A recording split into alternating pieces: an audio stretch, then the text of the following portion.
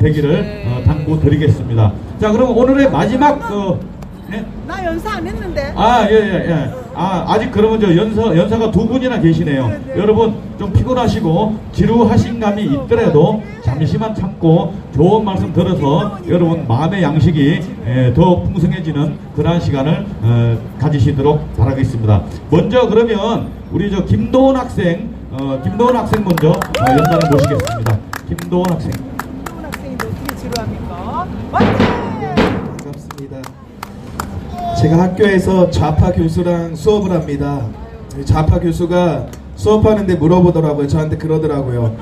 왜 이렇게 문재인을 싫어하냐? 문재인을 왜 이렇게 싫어하냐? 저한테 그러더라고요. 제가 뭐라 대답했는지 아십니까? 싫어하는 게 아니라 잘하는 게 없어서 좋아할 수가 없는 겁니다. 우리가 무조건적으로 문재인을 싫어하는 게 아니에요. 무조건적으로 문재인을 반대하는 게 아니에요. 지도자로서 자격이 없는 거예요. 국방도 무너뜨렸지, 안보도 무너뜨렸지, 경제도 무너뜨렸지, 외교까지도 다 무너뜨렸는데 이런 사람을 어떻게 우리가 지도자로 인정할 수 있냐는 거예요. 일본이 경제보복을 했더라도 진정한 지도자라면 이거를 외교적으로 잘 풀어나갈 생각을 해야죠. 강경화 장관은 외국 나가서 좋은 밥 먹고 좋은 차 타고 이런 거 생각하지 말고 외교를 잘 풀어갈 생각을 하라고요.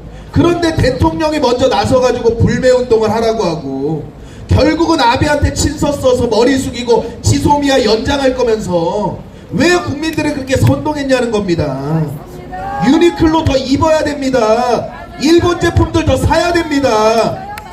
그게 외교적으로 마땅한 거지. 대통령이 나서가지고 일본 물건 사지 말고 불매운동 하라는 게 지도자로서 마땅한 거냐고요.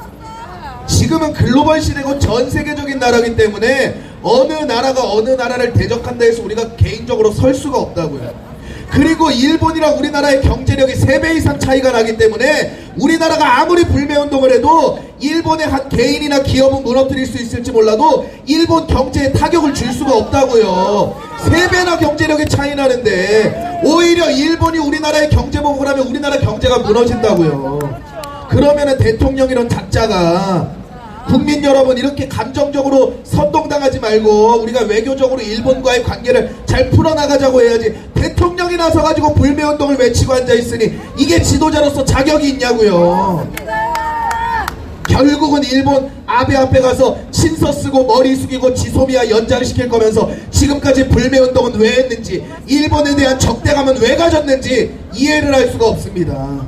1919년에 우리나라가 일제강점기를 당한 것은 우리나라만의 일이 아니었습니다. 제국주의 시절에 강한 나라가 약한 나라를 다스리는 것은 당연한 이치였습니다. 그럼 우리나라가 일본을 탓하기 전에 우리나라의 국력이 약했던 걸 탓해야죠. 조선이 그 선비들이, 양반들이, 귀족층들이 썩어가지고 조선이 국력이 없었던 걸 탓해야죠. 그리고 일본이 우리나라를 침략했기 때문에 우리나라가 일본을 싫어한다고요? 그럼 가장 먼저 싫어해야 될 나라가 어딥니까? 중국입니다. 일본이 우리나라를 침략했고 우리나라를 강탈했기 때문에 일본을 싫어해야 된다면 우리나라는 중국을 가장 먼저 싫어해야 되고, 일본보다 더 오랜 시간 동안, 더 오랜 해 동안 우리나라를 무너뜨리고 우리나라에게 조공을 바치라고 했던 나라가 중국 아닙니까? 그러니까 반중을 해야 되는 게 맞는 건데 이 문재인은 앞뒤가 안 맞아요. 앞뒤가 안 맞는 거예요.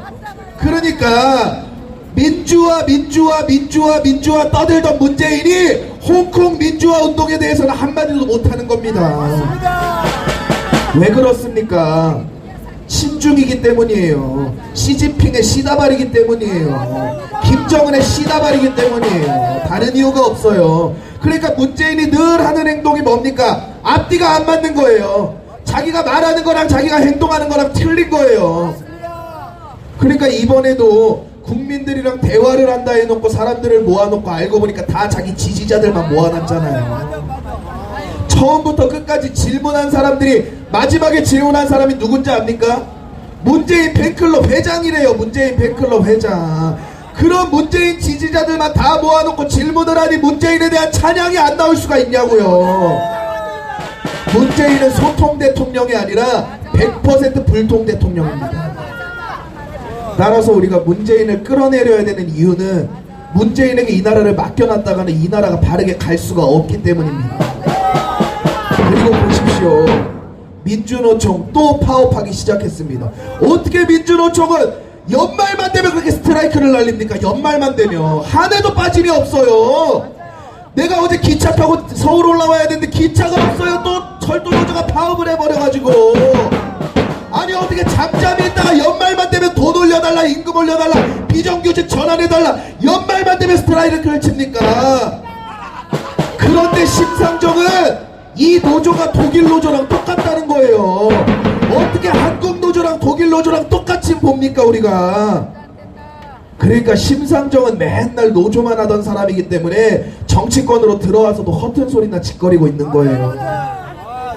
독일 노조와 우리나라 노조는 똑같지 않습니다. 우리나라 노조는 귀족 노조고 이미 연봉이 6천만 원 이상이기 때문에 6천만 원 이상 연봉 받는 귀족 노조들이 무슨 노조입니까? 맞지 않습니까? 그러니까 우리나라가 살아나려면 잘 보십시오. 경제가 살아나려면 민주노총이 없어져야 되고, 교육이 살아나려면 전교조가 없어져야 되고, 정치가 살아나려면 주사파가 없어지면 되는 겁니다. 우리나라에서 민주노총, 전교조, 주사파만 없어지면 대한민국 어느 나라보다 부강한 나라가 됩니다. 왠지 아십니까? 주사파의 대장격인 김대중 때문에 우리나라 통일이 실패했기 때문입니다. 김대중이 고난의 행군 1990년대 고난의 행군 때 햇볕 정책만 도입하지 않았더라면, 다시 말해 박정희 대통령께서 김대중이 경부고속도로 깔지 말라고 들어 엎었을 때 그냥 깔아뭉갰더라면 이 나라가 벌써 살아났을 것입니다. 그래서 저는 박정희 대통령이 참 존경스럽지만 한 가지 잘못한 거, 김대중을 처단하지 못했다. 김대중을 죽이지 못했다. 박근혜 대통령도 참 대단한데 한 가지 아쉬운 건 임기 때 빨갱이들을 없애지 못했다. 주사파들을 없애지 못했다. 근데 사실 이게 반증이 뭔지 아십니까? 그만큼 박정희 대통령, 박근혜 대통령이 그렇게 품고 가려는 아량이 넓은 사람이라는 걸 보여준 거예요. 김대중도 안고 갑시다. 야당들, 그 당시 야당, 더불어민주당, 정의당, 그들이 아무리 북한을 찬양해도 안고 갑시다. 우리나라 국민이니까. 이렇게 아량이 넓었기 때문에 사실 그런 피해를 다 당한 겁니다. 그러니까 김대중의 햇볕 정책 때문에 김정은 정권이 여전히 지속되고 있고 김정은 정권까지 지금 온 것인데, 우리가 궁극적으로 봐야 될 건 무엇이냐면요, 북한이 나라입니까 아닙니까? 북한을 나라로 보면은 안 됩니다. 북한은 100% 나라가 아닙니다.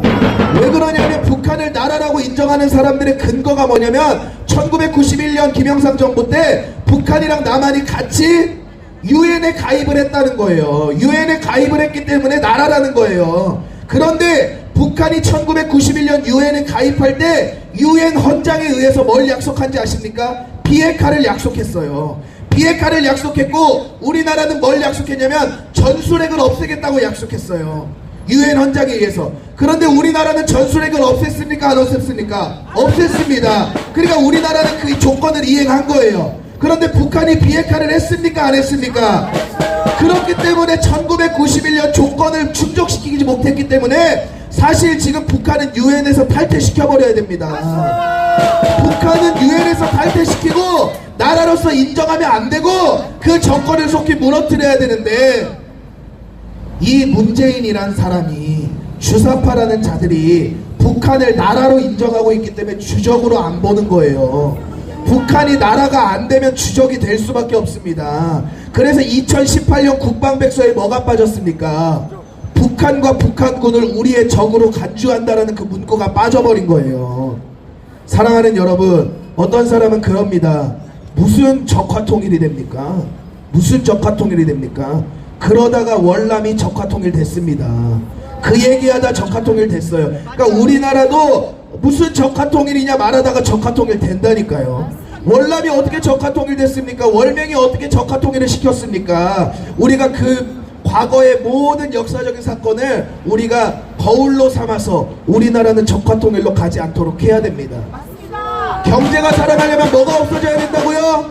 민주노총이 없어져야 되고, 금속노조가 없어져야 되고, 교육이 살아나려면 전국 교직원 연합회 전교조가 없어져야 되고 우리나라 정치가 살아나려면 주사파가 없어져야 되는 것입니다. 그렇게 될 때에 박근혜 대통령 복직은 당연시 되는 것입니다. 당연시 되는 거예요. 왜냐면요, 제가 이걸 왜 확신을 갖고 있냐면 제가 주변에 있는 아는 형들한테, 아는 사람들한테 박근혜 대통령 탄핵에 대해서 다 말해줬어요. 그 사람들의 반응이 어떤지 아십니까? 야, 우리나라 진짜 조작이 심하구나, 아니 땐 굴뚝에도 연기가 날 수 있구나 라고 반응을 하더라고요.